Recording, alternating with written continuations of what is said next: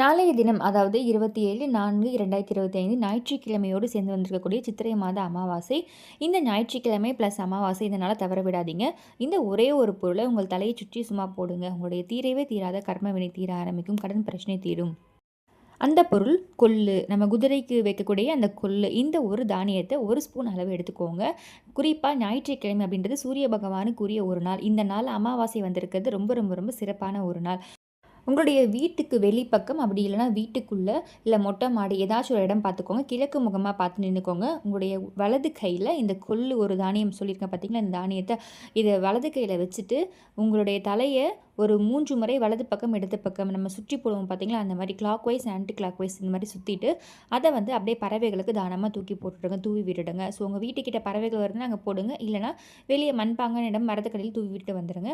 So ஞாயிற்றுக்கிழமை செய்கிறதுனால உங்களுக்கு சூரிய பகவான் அருளும் பரிபூர்ணமாக கிடைக்கும். நம்முடைய கடன் பிரச்சனை கர்ம வினை தீர்வதற்கு பொதுவாக ஞாயிற்றுக்கிழமைகளில் ஒவ்வொரு வாரமும் இந்த மாதிரி செய்யும் பொழுது தீரவே தீராத கர்ம வினை கடன் பிரச்சனை அனைத்தும் தீர ஆரம்பிக்கும். அதுவும் அமாவாசை வந்திருக்கிறதுனால முன்னோர்கள் ஆசீர்வாதம் நமக்கு பரிபூர்ணமாக கிடைக்கும். இது செய்யும்போது ராகுகாலம் எமகண்டம் தவிர்த்து மற்ற நேரங்களில் செய்யலாம். அதே மாதிரி இன்னும் ஒரு சிலர் கேட்பீங்க, தலையை சுற்றாமல் சும்மா அப்படியே போடலாமா அப்படின்னு கேட்பீங்க. ஸோ அப்படியும் நீங்கள் போடலாம். உங்களுடைய கைகளால் நீங்கள் தானம் செய்யும் பொழுது கண்டிப்பாக அதற்கான பலன் உங்களை தேடி வர ஆரம்பிக்கும். இன்கேஸ் தலையை சுற்றி போட முடியல அப்படின்னா உங்களுடைய வலது கையில் இந்த பொருள் கொள்ளுவை வச்சுட்டு நீங்கள் மனதார வேண்டிக்கோங்க. உங்களுடைய கடன் பிரச்சனை தீரணும், கர்ம வினை தீரணும் வேண்டிட்டு அதை அப்படியே பறவைகளுக்கு தானமாக போட்டுடுங்க. இன்கேஸ் நாளிதழும் செய்ய முடியல அப்படின்னாலும் சரி, அடுத்தடுத்த ஞாயிற்றுக்கிழமைகளில் கண்டிப்பாக தொடர்ந்து நீங்கள் செய்யுங்க. உங்களுக்கு நல்ல பலன் தெரிய ஆரம்பிக்கும். ஞாயிற்றுக்கிழமைகளில் செய்யும்போது, அதாவது ஞாயிற்றுக்கிழமை இந்த கொள்ளு தானம் அப்படின்னு ஞாபகம் வச்சுக்கோங்க. தினம்தோறும் நீங்கள் ஏதாச்சும் ஒரு தானம் உயிரினங்களுக்கு கொடுத்துருக்கீங்களா அப்படின்றத பார்த்துக்கோங்க.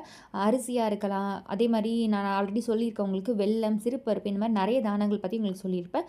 ஞாயிற்றுக்கிழமைன்றது சூரிய பகவானுக்கு உரிய ஒரு நாள். இந்த நாள் நீங்கள் கொள்ளு தானம் செய்யும் பொழுது கண்டிப்பாக உங்களுடைய கடன் பிரச்சனை, கஷ்டங்கள், கர்ம வினை அனைத்துமே தீர ஆரம்பிக்கும். நம்பிக்கையோடு செய்யுங்க. ஸோ இந்த பதிவு பிடிச்சிருக்கு, இந்த பதிவில் ஏதாவது சந்தேகம் இருக்குன்னா கண்டிப்பாக கமெண்ட் பாக்ஸில் கமெண்ட் பண்ணுங்கள். இந்த பதிவு பிடிச்சிருக்கு அப்படின்னா மறக்காமல் பிரணவ் சமையலை சப்ஸ்கிரைப் பண்ணிக்கோங்க. பக்கத்தில் இருக்க பெல் ஐக்கனை கிளிக் பண்ணிக்கோங்க. ஸோ தட் நம்ம போகிற ஆன்மீக தகவல்களை மிஸ் பண்ணாமல் பார்க்கலாம், நோட்டிஃபிகேஷன்ஸ் வரும். மீண்டும் இன்னொரு நல்ல பதிவில் உங்களை சந்திக்கிறேன். நன்றி.